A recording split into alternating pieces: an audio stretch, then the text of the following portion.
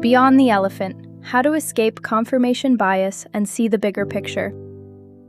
Imagine that you are absolutely certain about something. You have seen the evidence, you have thought it through, you know you are right.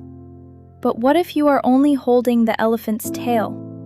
In the story of the 6 blind men and the elephant, each man touches a different part of the animal. One touches its leg and says, "An elephant is like a tree."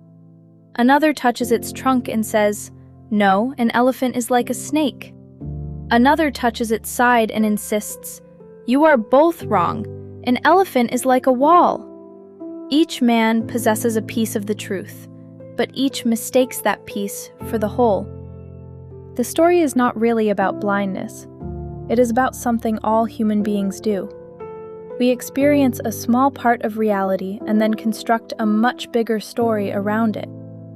Once we have created that story, confirmation bias begins to protect it.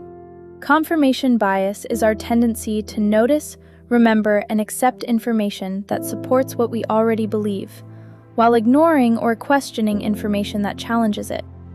Suppose you believe that you are unlucky. When something goes wrong, you remember it. It becomes further evidence that bad things always happen to you. When something goes well, you might dismiss it as a coincidence. Without realizing it, you are collecting evidence for one version of your life, while overlooking evidence that might tell a different story. The same thing happens in relationships. If you decide that someone does not respect you, an unanswered message may feel like proof. But when that person responds quickly, offers support, or makes time for you, those moments may receive far less attention. We do it at work, in politics, in education, and when judging other people. The danger is not simply that we can be wrong. It is that our beliefs influence our decisions, and our decisions help to create our future. If you believe you cannot succeed, you may avoid opportunities. If you never take those opportunities, you never gain the experience that might have changed your belief. Confirmation bias can therefore become a self-fulfilling prophecy. So, how do we escape it? The first tool is surprisingly simple. Separate observation from interpretation. An observation describes what happened. An interpretation explains what you think it means.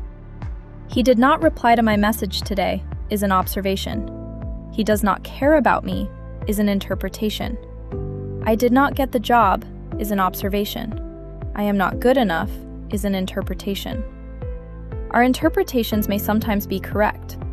The problem begins when we treat them as facts without examining the other possible explanations.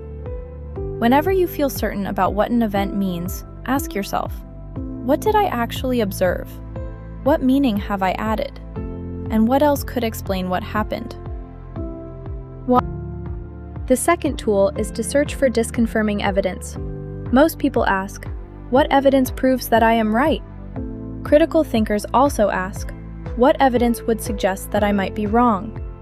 If you believe that you are terrible at public speaking, do not look only for moments when you felt nervous. Look for occasions when people listened, responded positively, or understood your message. You are not trying to replace one comforting illusion with another. You are trying to see more of the elephant. The third tool is perspective taking. Imagine that 3 people are watching the same disagreement. Each person may describe it differently, not necessarily because anyone is lying, but because each person noticed different details and interpreted them through different experiences. Ask, how might the other person describe this situation? What might an impartial observer notice? What information would someone who disagrees with me consider important? This does not mean that every opinion is equally accurate. It means that another perspective may contain information that yours is missing. The fourth tool is critical synthesis. Critical synthesis is more than collecting different opinions. It means bringing different pieces of evidence together, examining how reliable they are, and constructing a fuller explanation. Return to the elephant. The men should not simply take a vote. 4 people agreeing that the elephant is a wall would not make it a wall. Instead, they need to compare their experiences. Where did each person stand? What exactly did each person touch? Which accounts contradict each other? and which could be different parts of the same reality. The goal is not to choose the most popular fragment. It is to combine the fragments carefully enough to understand the whole. You can use the same approach when making an important decision. First, write down what you currently believe. Then identify the evidence supporting that belief. Next, deliberately search for evidence against it. Consider at least 2 alternative explanations. Finally, ask what conclusion is best supported by all the available evidence, rather than the evidence you find most comfortable. There will always be tension between subjective experience and objective reality. Your feelings are real, but the explanation you give those feelings may not always be accurate. Feeling like a failure does not prove that you are one. Feeling certain does not guarantee that you are correct. And feeling misunderstood does not necessarily mean that nobody is listening. Personal growth does not require you to distrust everything you think. It requires you to hold your conclusions with enough humility to revise them. The wisest of the 6 blind men would not be the one who argued most forcefully. It would be the one who said, "This is what I have experienced, but I may not have experienced everything." Your perspective is not useless because it is incomplete.